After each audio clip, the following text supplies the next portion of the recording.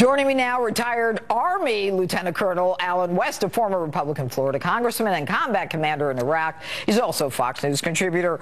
All right, good evening, Allen. All right, I'll let you spout off for a minute. You're an Army guy. How do you feel? I feel great. I mean, for the first time in 14 years, I don't have to get a lot of back talk from a bunch of sailors. But, you know, when I listened to your opening statement, and if you're paying attention to the Army-Navy game, one of the things that happens after that hard-fought 60 minutes is that the loser stays on the field, and they listen to the alma mater of the victor being played. Now, that's what you're talking about. We can have a hard-fought election, but we have to remember at the end that we are still Americans, and those young men are going to go out and they're going to fight together on the battlefield, being as Navy sailors, as Marines, as Army soldiers. And that's the true essence of America's game, the Army-Navy game. But go Army, beat Navy.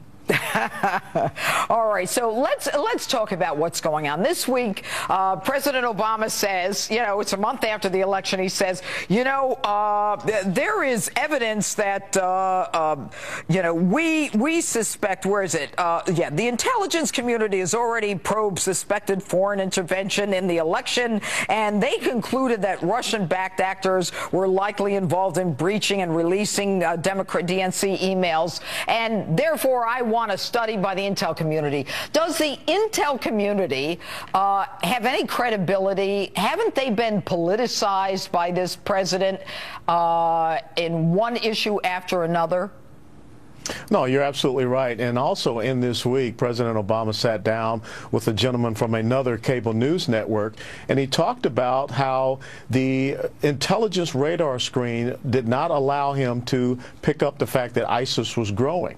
So on one case, here's a president that says in these final 42 days, he wants the intelligence community to go and investigate Russia potentially. I mean, we have no proof of this being involved in our electoral system, but yet the greatest Islamic terrorist group, the greatest scourge that we have seen on this earth, he is admitting that he had no sense of it.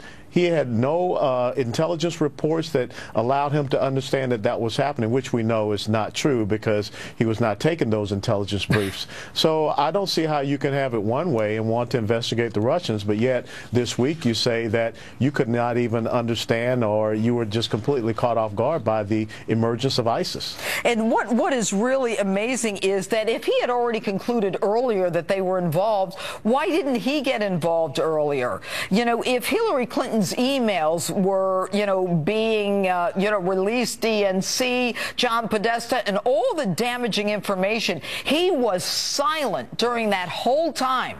And we would have to assume, by the way, that Julian Assange is a Russian agent, yes?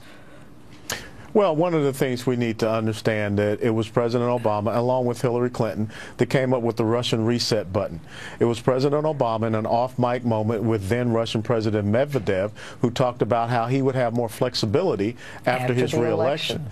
Absolutely. And it is President Obama, or rather Hillary Clinton, that we know through the Clinton Foundation. They were cutting uranium deals with the Russians, all for the benefit and the profit of the Clinton Foundation. So why are we looking at these things? This is all about undermining the election that we have had. And just the same as I said, the score for the Army-Navy game was Army 21, Navy 17. It was a hard-fought game, but you know what? It's over now, just the same with this election. So we should not have a president on his way out seeking to undermine the president-elect. Okay. Colonel Allen West, congratulations, and thanks so much.